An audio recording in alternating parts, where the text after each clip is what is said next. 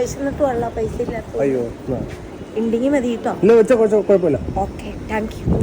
മറ്റേ എന്തായി കേസൊക്കെ എന്തായി? ഒന്നും ആയില്ലല്ലോ. ഒന്നും ആയില്ലേ? അതെന്താ അവരൊന്നും ആക്കണില്ലല്ലോ. ഒരുപാട് പൈസ ഒക്കെ കിട്ടിയില്ലേ? എന്നാലും എല്ലാം പോയോ? പോയില്ലല്ലോ. അന്ന് കളക്ടറിന്റെ പേരിൽ അവര് യോന്റെ അക്കൗണ്ട് ആക്കിയില്ലേ. എന്നിട്ട് അത് എടുക്കാൻ പറ്റത്തില്ല ഇപ്പൊ?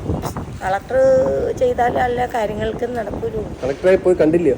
ഞാൻ ഇപ്പോഴത്തെ കളക്ടറെ പോയി കണ്ട ഒരു അപേക്ഷ വെച്ചു. ഞാൻ പറഞ്ഞു ജയറാമിന്റെ 2 ലക്ഷത്തിന്റെ ചെക്ക് സൂക്ഷിക്കാൻ കൊടുത്തിട്ടുണ്ട്. ചോദിക്കുമ്പോൾ എനിക്ക് എപ്പോഴാണ് ചോദിച്ചാൽ അപ്പം തന്നെ പറഞ്ഞു. അപ്പോൾ ആ കളക്ടർക്ക് ഈ പേപ്പർ അയച്ചു കൊടുക്കാൻ പറഞ്ഞപ്പോൾ ഇപ്പോഴത്തെ കളക്ടർ പറഞ്ഞു ഈ കളക്ടറിന് അത് പരിഗണിക്കാൻ പറ്റില്ല. എല്ലാവരും കള്ളത്തരം പറഞ്ഞ് കാശൊക്കെ കൈ മുറുക്കി പിടിച്ചു വെച്ചു. ആഹാരം കഴിക്കാൻ പോലും ശരിക്കും ഞാനിവിടെ ഇടയ്ക്ക് ഇട്ടാപ്പൊട്ടിയൊക്കെ വിൽക്കുന്നുണ്ട്. ഇപ്പം രാവിലെ പകലൊക്കെ എന്ന് പറഞ്ഞാൽ ഇവിടെ അത് ഇടിച്ച് ഒരുപാട് പേര് ചെയ്യുന്നുണ്ട്. അപ്പം ആർക്കും കിട്ടൂലാത്ത അവസ്ഥ ആയിരിക്കും. അപ്പോൾ ഇവർ വിറ്റ് പോയി കുറച്ച് നേരം കഴിയുമ്പോഴാണ് ഞാൻ തുടങ്ങുള്ളൂ.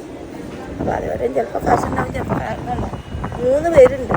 ഇവർക്കും ഓരോ പാലും വെള്ളം കൊടുക്കണം, എനിക്കും വിശക്കുമ്പോൾ എന്തെങ്കിലും കഴിക്കണം. എന്നെ രാത്രി മുഴുവൻ തലക്കുമ്പാട്ടിൽ കാത്തു നോക്കിയിരിക്കുന്നവരാ. ഇവിടെ ഉറങ്ങുമൊന്നുമില്ല. അറിയാതെങ്കിലും മയങ്ങിപ്പോയാൽ ഒരു 3-4 പട്ടിയുണ്ട്. ഇവർക്കൊക്കെ എനിക്ക് ചുറ്റിന് കാവലാണ്. അപ്പം അങ്ങനെയൊക്കെയാണ് ജീവിച്ച് പോവാന്ന് പറയാം. പിന്നെ ഇടയ്ക്ക് വൈകുന്നേരം ആകുമ്പോഴത്തേക്ക് ഓരോ പെട്ടി ശല്യം ചെയ്യാന്ന് പറഞ്ഞാൽ പോലീസ് ഉണ്ടല്ലോ. സാർമാരുടെ നിരീക്ഷണത്തിലാണ് ഞാൻ ഇപ്പോഴും. പിന്നെ പട്ടിയുണ്ട്, പോലീസുകാരുണ്ട്, എല്ലാവരും ഉണ്ട്. അങ്ങനെ ഒരു ഇതിൽ ഉറങ്ങൂലല്ലോ. ഉറങ്ങാതെ നമുക്ക് പേടിക്കണ്ടല്ലോ. പകലും മാത്രം ഇച്ചിരി ടൈം കിട്ടുകയാണെങ്കിൽ ഇതുപോലെ കച്ചവടം ചെയ്യാത്ത സമയത്ത് പോയി